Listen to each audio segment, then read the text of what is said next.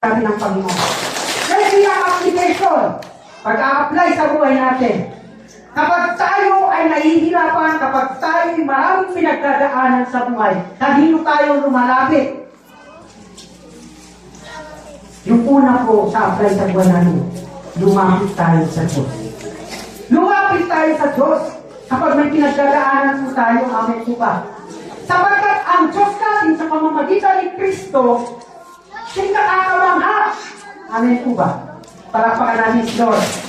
Sabi sa Mateo 11 verse 28, lumapit kayo sa akin, kayong lahat na nahihirapan at nabibigat ang lubha. Sa inyong pasanin at kayo bibigyan ko ng kapahingahan. Yan po yung sinasabi sa atin ng salita ng Diyos. Silang pag-apply. Ang hirap sa atin kung kani-kanino tayo malapit.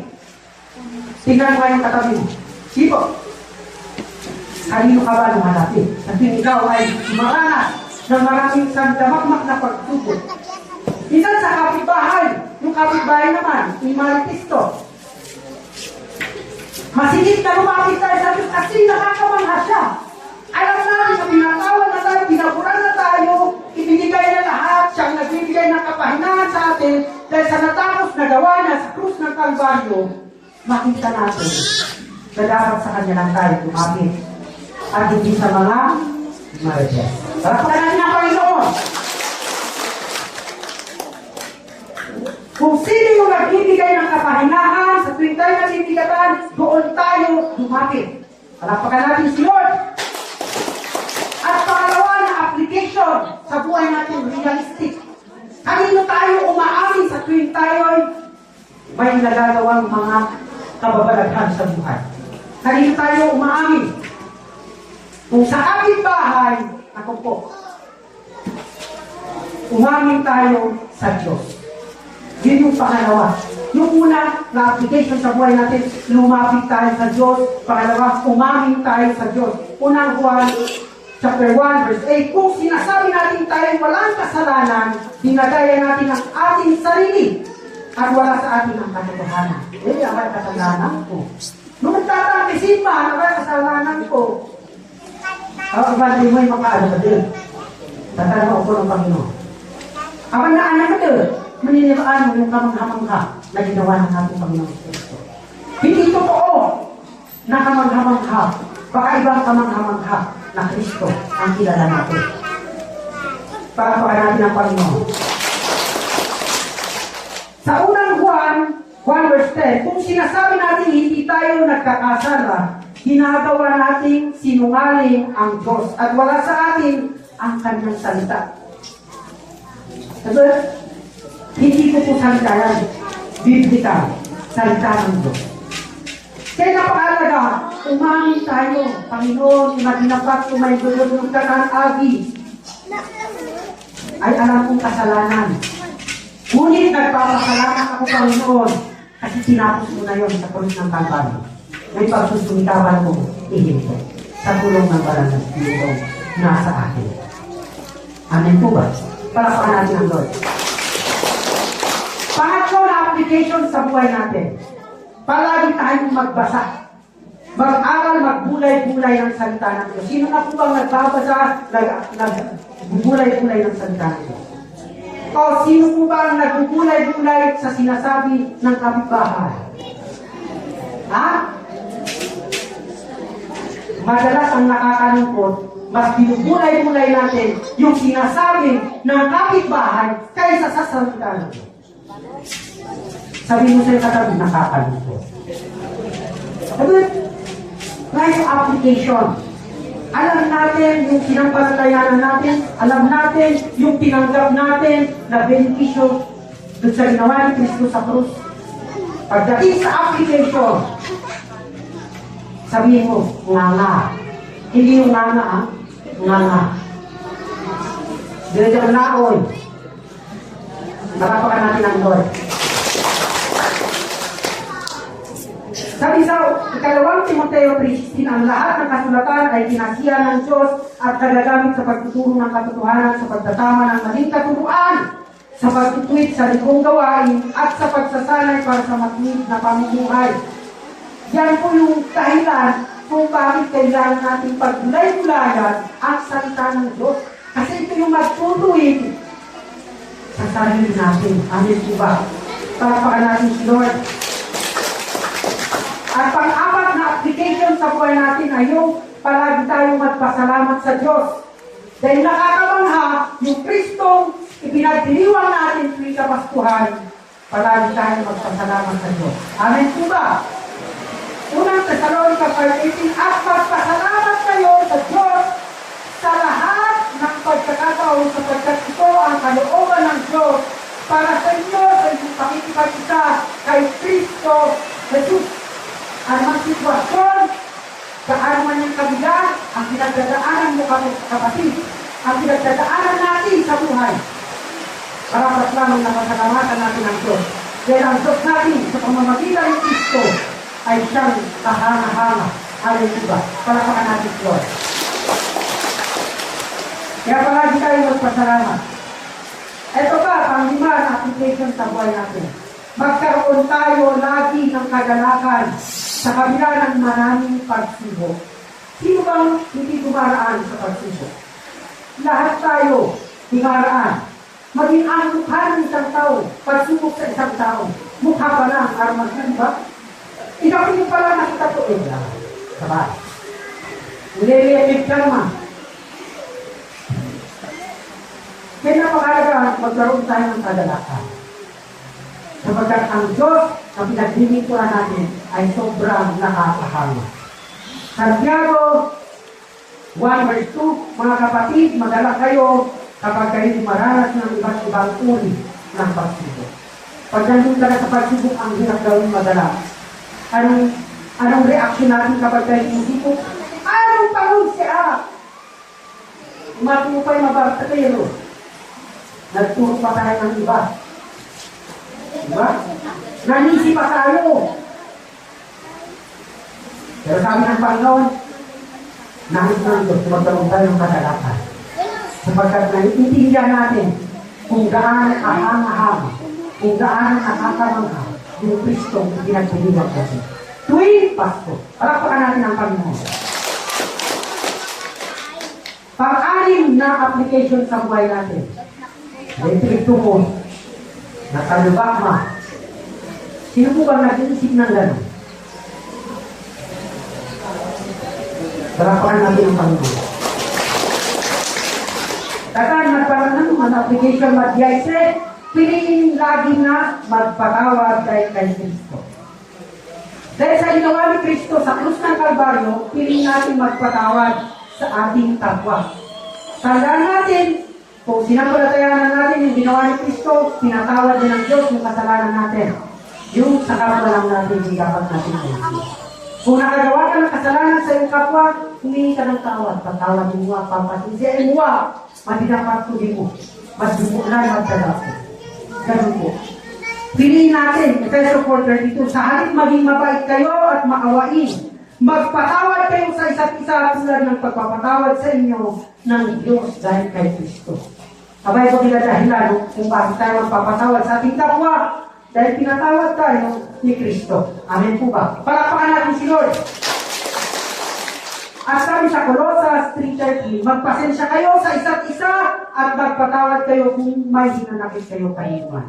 Magpatawad kayo gaya ng pagpapatawad sa inyo ng Panginoon. Ang tanong, ginagawa mo ba natin yung pagpapatawad? Dahil kung hindi po tayo magpapatawad sa ating kapwa,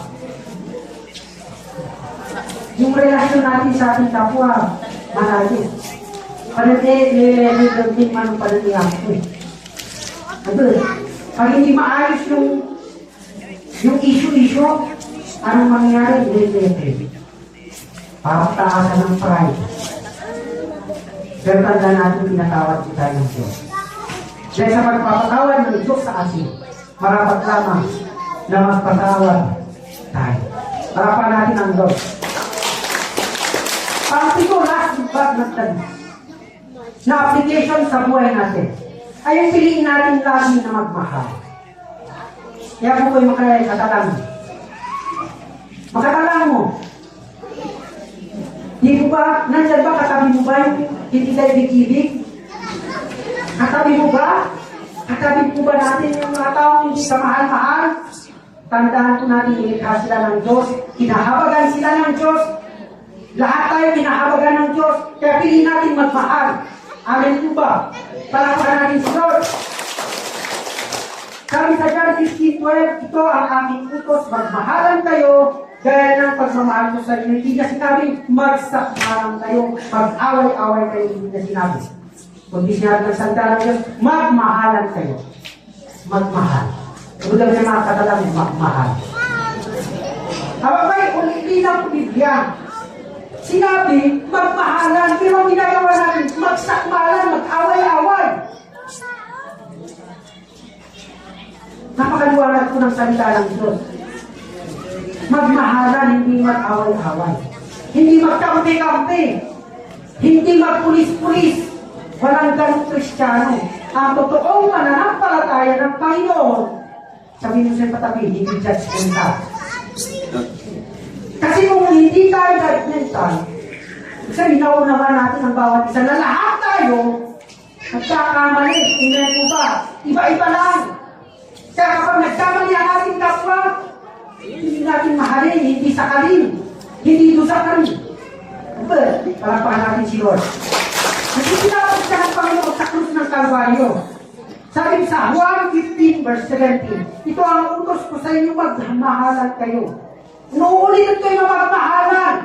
Maniyakatakitan kasi. Hindi niya inulit na magsakalan.